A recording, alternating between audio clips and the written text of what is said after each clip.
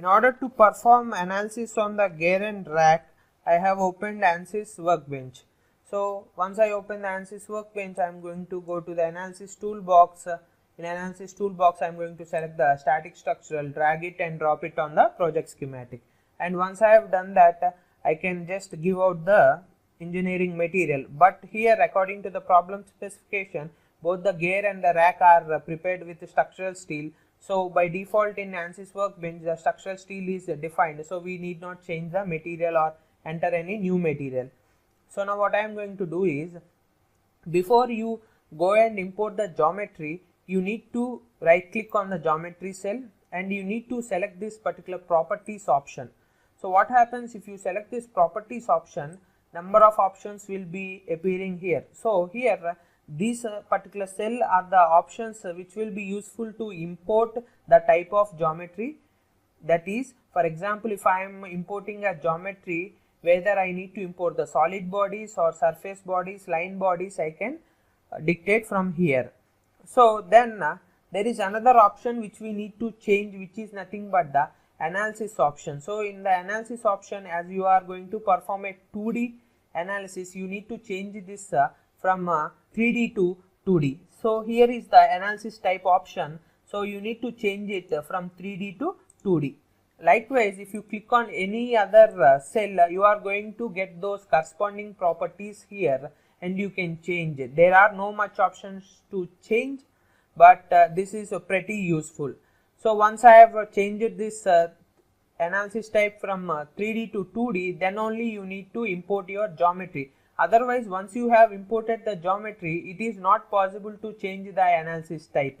So I am going to right click and say import geometry, and I am going to select this gear set 2D. And once I have selected it, I am right now going to double click on the model cell in order to open the mechanical Ansys mechanical, and then apply the required boundary conditions and try to solve this particular problem.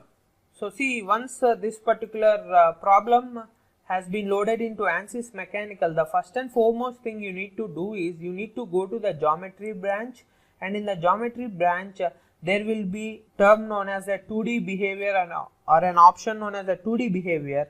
In this you need to set its behavior. Here the behavior is plane stress, so we need not change any option. But for example, if we are going to perform a axisymmetric 2D analysis, we need to change the 2D behavior from plane stress to axisymmetric. Likewise, if you are doing something like plane strain, you can just go and select this plane strain from here. So once you have set this to plane stress, now what you need to do is you need to edit the width of this or edit the thickness of this particular objects. So in order to edit the thickness of the objects, surface objects, you need to expand this geometry tab or group. I am going to just click on gear, and here the thickness was assumed to be 1000 mm, but according to the problem it is only 12 mm. So I am going to just type in 12 mm and I am going to change the thickness of this gear. Now I am going to select the rack, and then in the rack also I am going to give the thickness to 12.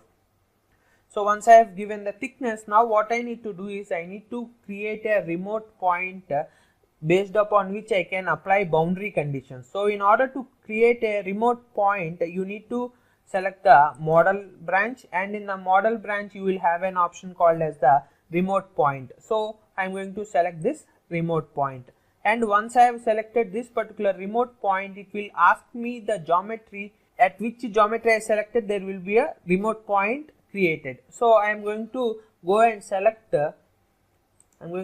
this inner circle and then press apply. Here the flag is showing the position of the remote point. Why I have selected remote point? Because here we are going to apply the remote displacement. So what is the difference between normal displacement as well as remote displacement? What happens is, in remote displacement we will get access to rotational degrees of freedom as well. Here we need to fix the rotation degree of freedom so that the gear is going to remain still. So for that purpose I have created a remote point. Okay, then coming to connections, we need to change, as I told you, that by default say the behavior of the contacts here bonded, but we need to change it to from bonded to no separation. So once I have selected this no separation, now what I am going to do is I am just going to right click and say mesh. So once the meshing is done, then we are going to apply the boundary conditions, then we are going to calculate the required results. We are going to do all of these things in the next lecture.